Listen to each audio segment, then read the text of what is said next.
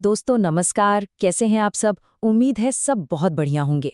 आज हम बात करने वाले हैं एक बहुत ही बड़ी खुशखबरी के बारे में। जैसा कि आप देख ही रहे हैं, बिहार में असिस्टेंट प्रोफेसर बनने का एक सुनहरा मौका आया है। अब देखिए, ये देखते ही सबसे पहला सवाल मन में क्या आता है, यही ना कि अरे हमने तो अभी नेट क्वालिफाई नहीं किया है, तो क्या ये मौका हमारे लिए भी है? तो सुनिए, जी हाँ, बिल्कुल है। ये मौका उन सभी स्टूडेंट्स के लिए है जिन्होंने अभी अभी अपनी मास्टर डिग्री पूरी की है। देखिए, ये सिर्फ एक वैकेंसी नहीं है, ये एक मौका है भीड़ से अलग होने का, अपनी एक अलग राह बनाने का। इस अवसर को पहचानना बहुत जरूरी है, वरना आप भी उसी भीड़ का हिस्सा बनकर रह जाएंगे। और जानते हैं, इस मौके पर मुझे निदा फाजली साहब का एक शेर याद आ रहा है, बहुत ही कमाल का है। वो कहते हैं, सफर में धूप तो होगी, जो चल सको तो चलो। और फिर वो आगे कहते हैं, सभी हैं भीड़ में, तू निकल सको तो चलो। और सबसे जरूरी बात, किसी के वास्ते राहें कहाँ बदलती हैं, तुम अपने आप को खुद ही बदल सको तो चलो। तो दोस्तों, अब समय आ गया है खुद को बदलने का और अपनी राह बनाने का।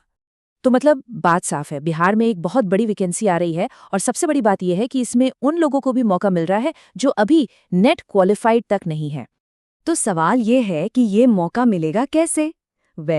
इसका जवाब है बीईटी, यानी बिहार एलिजिबिलिटी टेस्ट। जी हाँ, बिहार में ये टेस्ट होने वाला है। ये परीक्षा खास तौर पर उन उम्मीदवारों के लिए है जिनका नेट क्वालिफाई नहीं हुआ है। हम सब अक्सर सोचते हैं ना, यार काश मेरा नेट होता तो मैं भी अप्लाई कर पाता।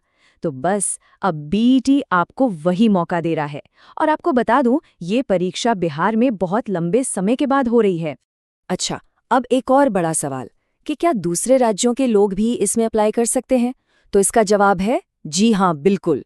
खासकर जो हमारे दोस्त उत्तर प्रदेश से हैं, उनके लिए तो ये एक बहुत बड़ी खबर है। सच कहूं तो बिहार में एक बार में जितनी भर्तियां आ रही हैं ना, उतनी तो यूपी में कई सालों में भी नहीं आती।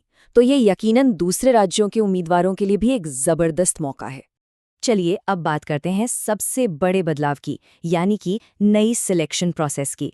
अभी हाल ही में राज्यपाल महोदय के आदेश से इस नए ड्राफ्ट पर मोहर लग गई है। तो इसमें नया क्या है? सिलेक्शन होगा कैसे? क्या ये सिर्फ इंटरव्यू पर ही बेस्ड होगा? नहीं, बिल्कुल नहीं। अब सब कुछ सिर्फ इंटरव्यू पर निर्भर नहीं करेगा। अब जो मेन फोकस होगा वो होगा रिटन एग्जाम पर, और वो भी सब्जेक्टिव यानी कि डिस्क्रिप्टिव। ये एक बहुत बड़ा बदलाव है, क्योंकि अब तक असिस्टेंट प्रोफेसर के ज्यादातर एग्जाम ऑब्जेक्टिव मोड में ही होते आए हैं। तो ये जो रिटन एग्जाम है, ये होगा पूरे 160 मार्क्स का। और मैं फिर से कह रही हूँ, ध्यान दीजिए, ये ऑब्जेक्टिव नहीं है, सब्जेक्टिव है। इसका मतलब आपको प्रॉपर मेंस की तरह लंबे लंबे उत्तर लिखने होंगे, और इसके लिए जाहिर है बहुत अच्छी तैयारी और ढेर सारी प्रैक्टिस की जरूरत पड़ने वाली है। तो 160 नंबर रिटन एग्जाम के हो गए, और इसके अलावा 40 नंबर का इंटरव्यू भी होगा। तो कुल मिलाकर ये 200 नंबर की पूरी प्रक्रिया है, जिसमें साफ साफ दिख रहा है कि असली वेटेज रिटन एग्जाम को ही दिया गया है।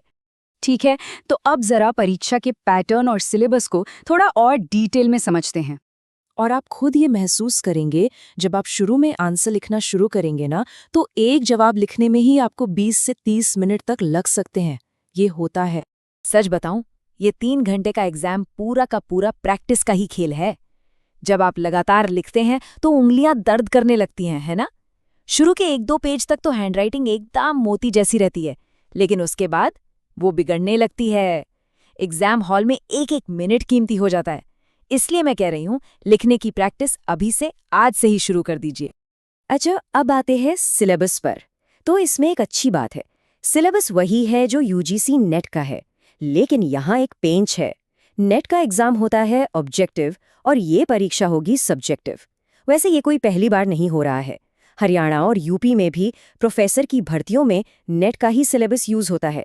तो आपको उसी सिलेबस को अब सब्जेक्टिव तरीके से तैयार करना होगा। चलिए, सिलेबस की बात तो हो गई, अब जरा एलिजिबिलिटी और एज लिमिट की शर्तों पर भी एक नजर डाल लेते हैं। तो जहां तक एज लिमिट की बात है, मिनिमम एज है 23 साल और मैक्सिमम एज रखी गई है 45 साल। अब पासिंग मार्क्स को देख लेते हैं। जनरल कैटेगरी के लिए कम से कम 50% मार्क्स लाना जरूरी है, और SC/ST कैटेगरी के लिए 5% की छूट दी गई है। ठीक है, सारी बातें हो गईं। अब आते हैं सबसे ज़रूरी सवाल पर कि भाई तैयारी कैसे करें और सबसे बड़ी बात कब शुरू करें। मन में यही चल रहा है ना कि आखिर ये परीक्षा होगी कब तक। देखिए, एक अनुमान है कि परीक्षा होने में 6 से 10 महीने लग सकते हैं, लेकिन सच कहूं तो आपको इसकी चिंता करनी ही नहीं चाहिए। क्यों? क्योंकि सब्जेक्टिव परीक्षा की तैयारी में इतना समय तो लगता ही है, इसलिए प्रैक्टिस अभी से शुरू कर दीजिए। जिनका नेट पास नहीं है वो बीईटी एग्जाम क्वालिफाई करके अप्लाई कर पाएंगे। और हाँ, जो लोग जून में नेट पास करेंगे, पूरी उम्मीद है कि नोटिफिकेशन उसके बाद ही आएगा, तो आपको भी मौका मिल ही जाएगा। हम सब ऑब्जेक्टिव एग्जाम के लिए तो आप जानते हैं हमेशा तैयार रहते हैं, वो हमारी आदत में है। लेकिन अब सब्जेक्टिव के लिए भी तैयार होना पड़ेगा। ये एक नई चुनौती है और इसकी तैयारी आपको आज से अभी से शुरू करनी होगी। तो दोस्तों, कुल मिला के बात ये है कि बिहार में असिस्टेंट प्रोफेसर बनने का ये एक बहुत ही बड़ा एक सुनहरा अवसर है। इसे हाथ से मत जाने दीजिए, इसका पूरा लाभ उठाइए। और हाँ, इस सफ़र में अगर आपको हमारी कोई भी मदद चाहिए तो हम आपके लिए हमेशा मौजूद हैं। धन्यवाद। नमस्कार।